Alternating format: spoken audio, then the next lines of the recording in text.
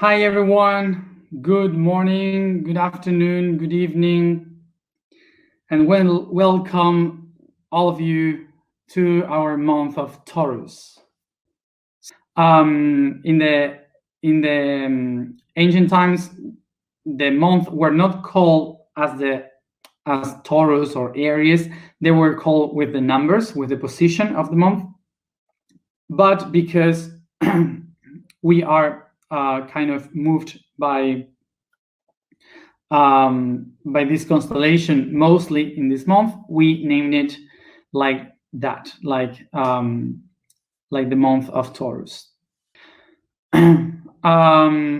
So I remind you also that even if we use the names of astrology and astronomy when we call the constellation of Taurus,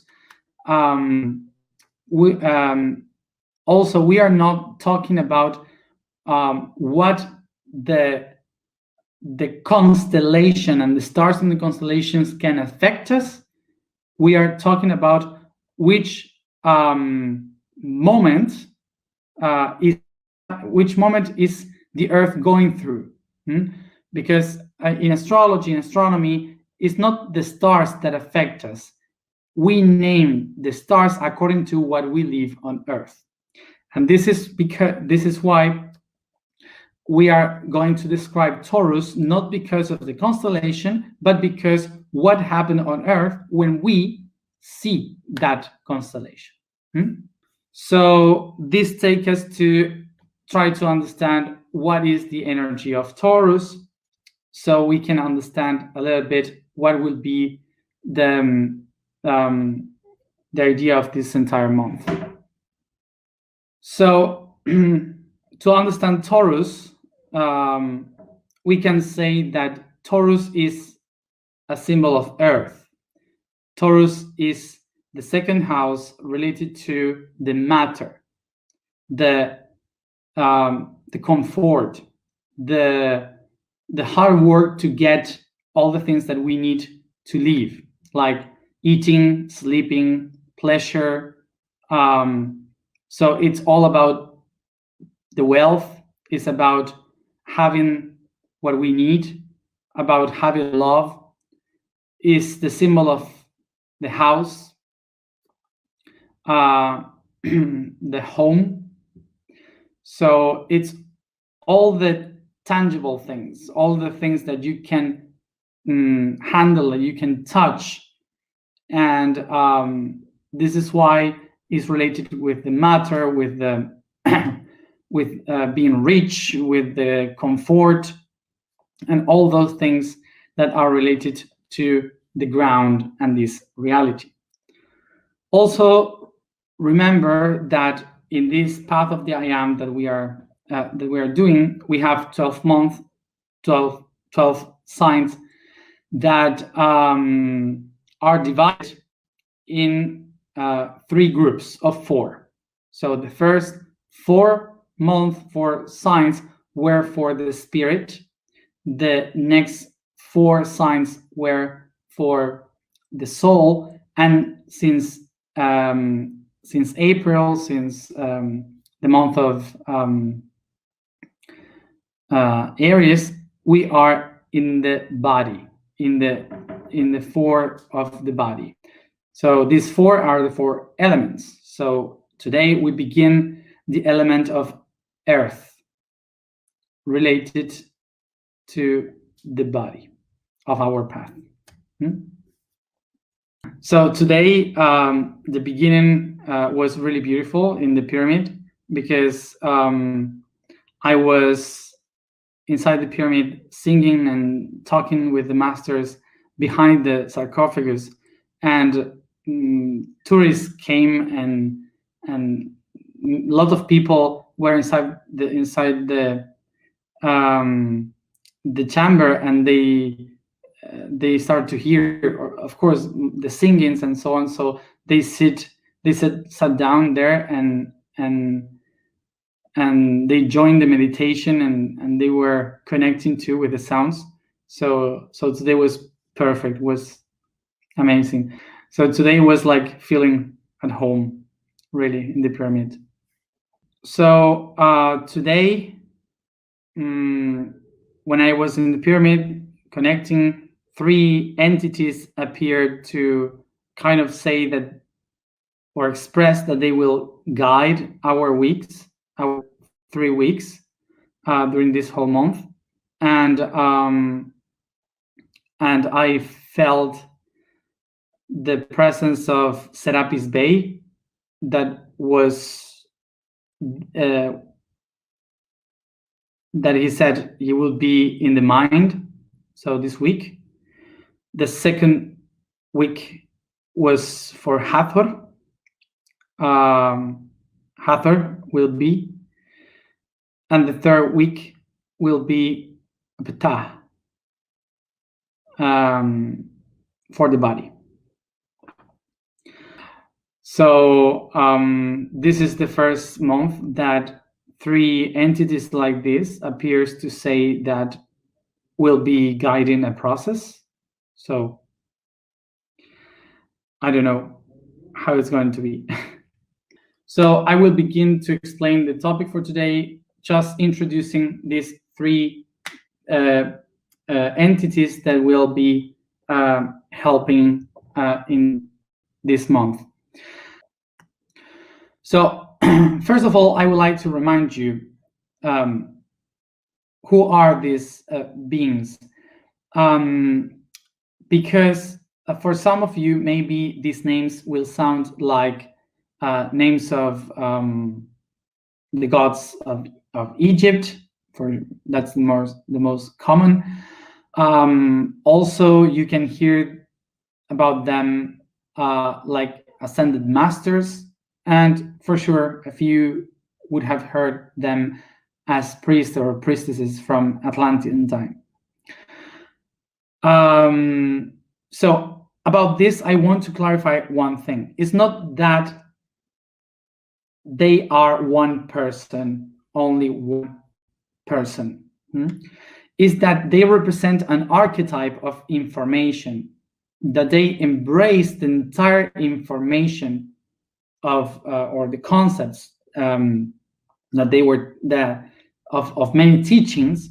So the people that were kind of teaching about them, were incarnating the concept of those attributes or archetypes. Okay, so it's not that there is only one master that is called with one name, is that many masters along history has been absorbing or representing that energy, incarnating that entity. So I wanted to say this just before we start to explain. So why are they in our week of Taurus? Serapis Bey, Hathor y Ptah. So Usirhab, the name of Serapis Bey, starting by this. I'm not going to explain about the master. I will explain about the origin, which is Usirhab. Usirhab is the name of Usir, means Osiris, is the name of Osiris. And Hab is the name of the bull. So Usir means the one that is eternal, because it's eternity. Osiris is the god of eternity, and Hab is the god of transcendence, which is the Taurus, the bull. And Bey is the name from Anatolia. So Usirhab Bey, Bey meaning governor, meaning the one that rules. Altogether means the governor of the eternal transcendence. This is why Serapis Bey is known as the master of ascension. So here in Egypt, So basically, all this symbol is for a bull. So let's go to the reason why Serapis Bey is a bull. It's not the person, it's the bull itself for the ancient tradition. So why it is a bull? Because even here in Saqqara, we have sarcophagus and tombs that was for bulls specifically, not for humans, because they were incarnating the code of Serapis Bey, so they were treated like gods on earth. But why? So to understand why the bull was so sacred, we have to go to the origin of agriculture. When we started to be sedentary in our civilization, our cultures, we discovered agriculture. So we started to work with the agriculture. Okay. And one of the first animals that was domesticated was the bull, because the bull was really useful to carry the plow and to sow the seeds. It did a lot of hard work and helped many families to have food, to have wealth, security. So whoever had a bull, it would represent wealth for the family. So they established security in the people, they established transcendence of the families because they were able to repeat the cycle again next year. So they had food, they had tranquility, they had many things that were really good because of the bull. So the bull was a symbol. So the bull also gave flesh, not only meat, not only because they could eat the bull, but because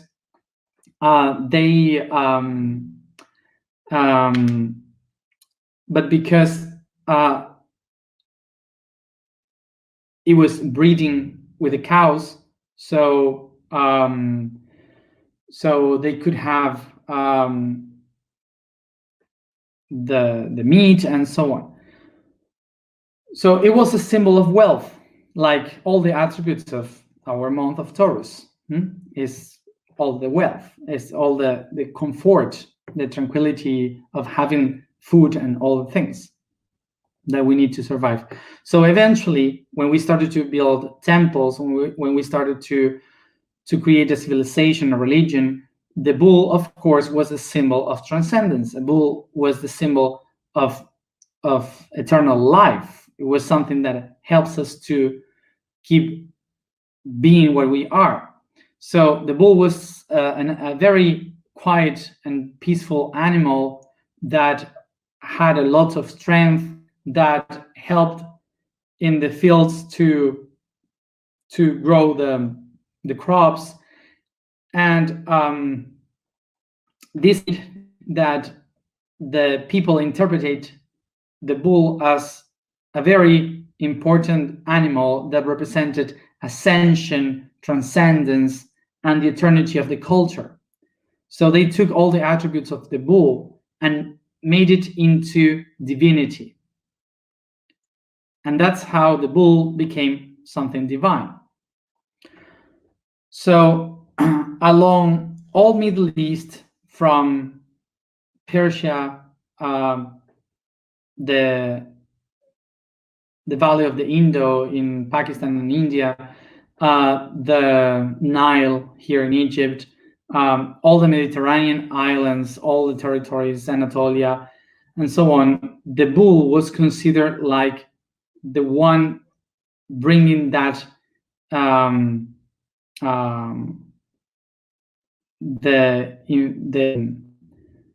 the peace, the continuation of the civilization. So it was very, very important for everyone to understand the transcendence of the cultures. This is why it was called the governor, because it was the symbol that ruled over the nations. That's why it was called Bey, the governor. So of course that eventually, when the age of Taurus ended and the age of Aries began, the idea of the Taurus was changed. So for all the people in the Mediterranean Sea, the Taurus was a symbol of the old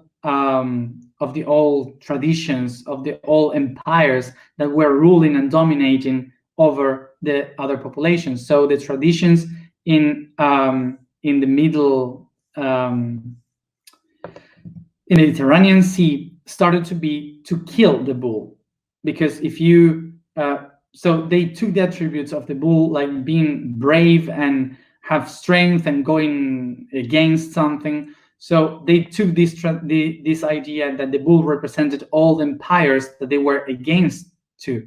So like Egypt, like Babylonia, like Persia. So they started to do these ceremonies in which in public spaces they killed the bull, they faced the bull, like representing we are going over the other cultures that were controlling us, and this is a new time. So all these traditions of the Mediterranean Sea against the bull kept going through the time, and that's why even today we can see some traditions with the bull in Greece, in Spain, and Spain took it to Mexico and Colombia and so on. Against that idea of the tauromaquia, I don't know how to say in English, that we have today, in ancient times, the bull was seen as a symbol of fertility and a symbol of divinity. So that's why the priest that took or embodied the aspects of the holy bull was called Serapis Bey, and this is how we get the masters. So with Serapis Bey, what we are going to do is to work in the mental aspects of the bull. Hathor significa la casa de la luz. Hat, casa, hur, luz. La casa de la luz. Hathor comes from Hathor. Hathor means the house of light. Hat meaning house and hur meaning light. So Hathor is the name of the one that holds the light within. Hur gives the name of Horus, which is the Egyptian god, the falcon, the hawk. So Hathor is the one that protects the light of Horus, the consciousness itself. And the symbol is a house with a falcon, a hawk inside. But the incarnation, the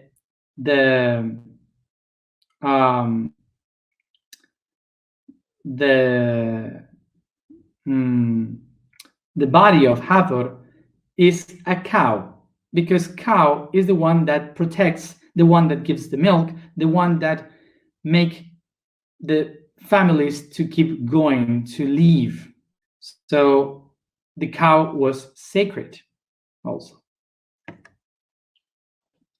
So this Hathor, the cow, is related with the mother of the skies.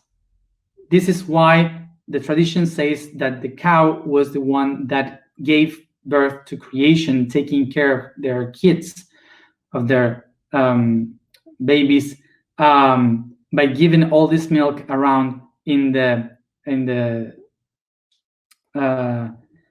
cosmos. And that's why we call the stars the Milky Way. The Milky Way is basically a path made of milk. So because of this tradition of the cow. And here we can see how the sun, the light, is inside that house, because all the stars are around the sun. So this is like the little house with the hawk within, which is all the stars and the constellations surrounding the sun. Is the caring mother, the one that takes care of everyone, even the sun. So here we have that Hathor is the mother that takes care. So is the soul. So here we have the bull already and the cow. And the god Ptah is a very complicated god because it's a dark one, is a dark master, but is the one in charge of creation, is the one that manifested the matter in this reality. So is the one that makes all the physical things exist according to the Egyptian tradition. Ptah.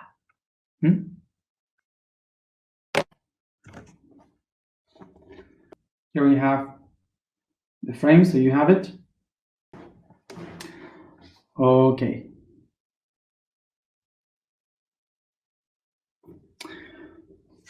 As always, the first day of the month is a little bit longer because I try to explain the end of the whole thing.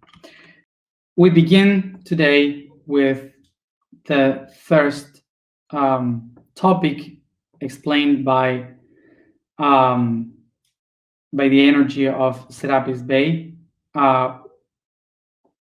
which will start this week with the topic of the source. The source. The second week will be starting with the home, explained from energy of Hathor, and the third week will be the topic of temple and how to build a temple according to Ptah. And I should mention that I have no idea how we're going to do it. So let's begin with the topic for today, which is the source. So the source, talking about the source, we are not going to speak about the source from the spiritual point of view that we usually know the source, because usually when we speak about this in spirituality, it's like the source from the origin of things in the spiritual way. But because we are in Taurus, we are going to talk about this in another way, in another point of view. We're going to talk about source, but first let's think about the idea of a fontaine. Fontaine is the same origin as fuente in Spanish, and we can relate that to a different way of understanding a fontaine. So we have here the word fount or fontaine comes from then in the Indo-European language that means to flow. Flow. Which gives us two words. Fontis, meaning flow of water,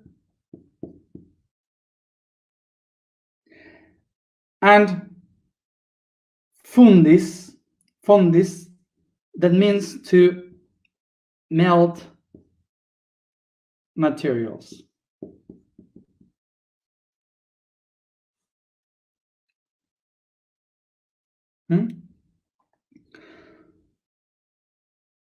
So these are two of the ways of seeing this.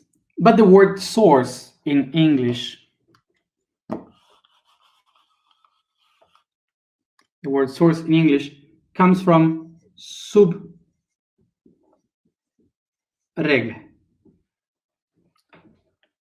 Subreg.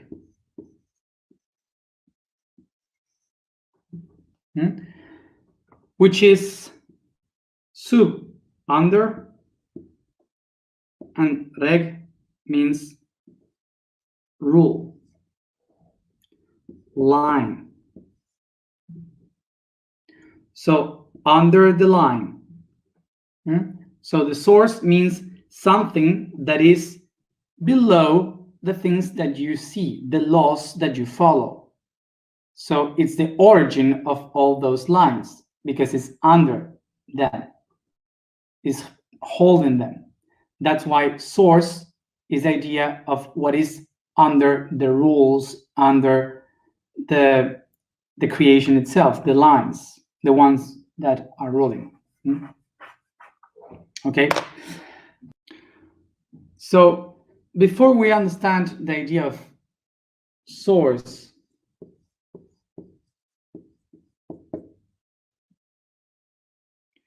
remember something that we have spoken many times, that everything begins with only one thing that decides to divide in two, projects themselves in two, and then repeats the system and repeats the system, and it starts to multiply itself by two all over once again, creating a network. I say that this dot here is the one that originates the rest, dividing itself, creating these two, and then multiplying and multiplying and multiplying by many. When we expand this creation and suddenly we say, I want to know where I come from, I start my path to seek for the source of all things, which we call also the origin. Origin comes from the word ori, that means place, is a mountain, and gen, that means give birth. Give birth. So origin is the place where the things and light or the things are born. That's the origin. So that's why when we reach the origin, we try to go to the place where everything was given birth, to go there. So now try to take a look into something very simple. Look yourself in the mirror and think you are made up with millions of cells. Millions of cells. So when you try to look for the origin, which of those cells is the first one or the original? The first one that was one cell and divided in two by meiosis. Where are they? Can you find it? So now, when they start to divide by two and by two, by two, by two, and they start to multiply once and again, once and again, once and again, once and again. So the original cell doesn't exist anymore because the original cell has been divided in two. It was divided in two. And then in 4, and then in 8, and so on. So suddenly there's no original cell. Suddenly all the cells had the information of the first one. So as you see here, whether it is for meiosis or mitosis, the body, every cell has the original information. This is why the cells can die and regenerate again many thousands times. So now, to get the idea, equal like the cells, this center here, the first one, is not that it has been projected to the outside, creating two more besides this one here. What really happens is that this one here was divided in two. And this one here was divided in 4.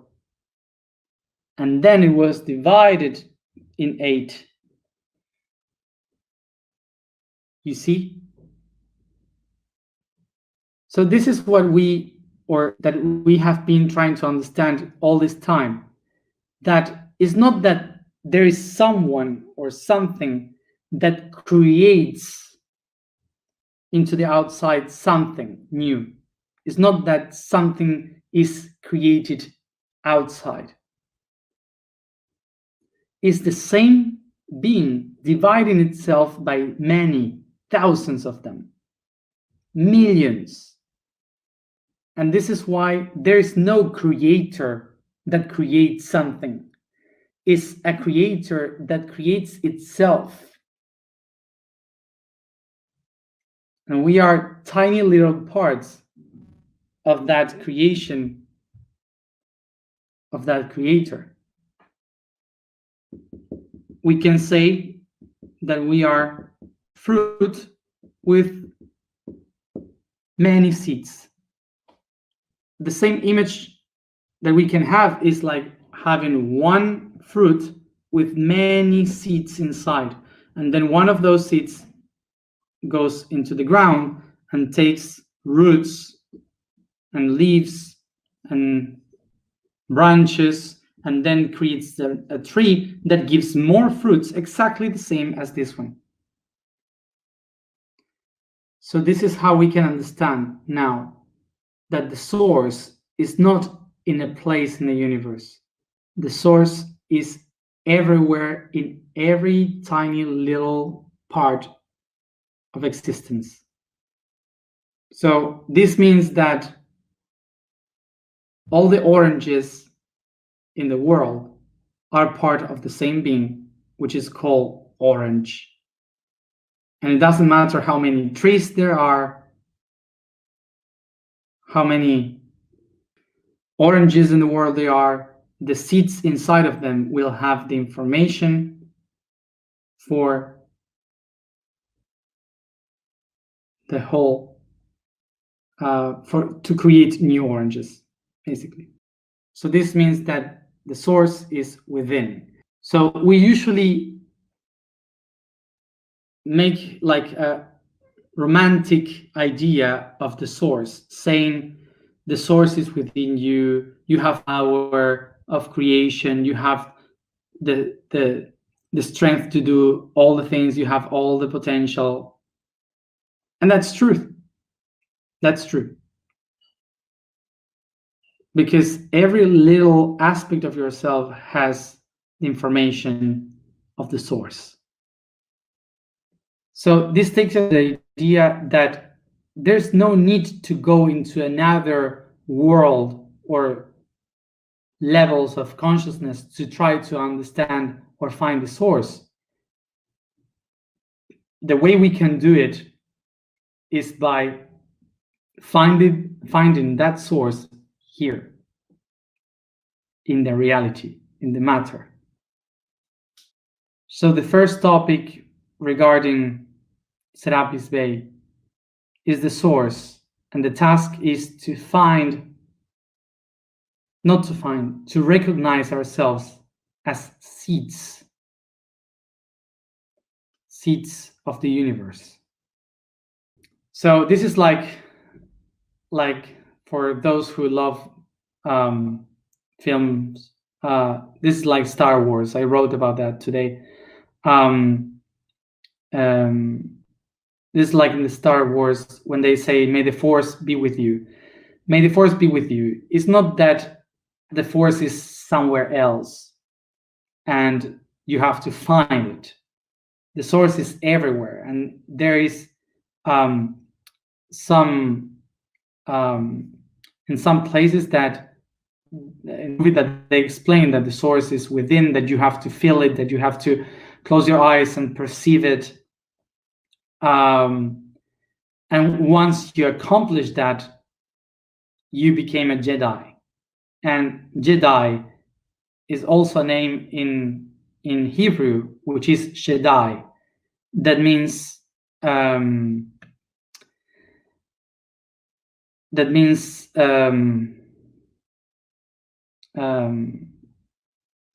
almighty. So that you have all the potentials within. What we are going to do is to feel and experience the manifestation of the source. Today we change with our intention and statement, the vibration, for this week. So the vibration for today will be wa. The statement for today is, I am the universal origin.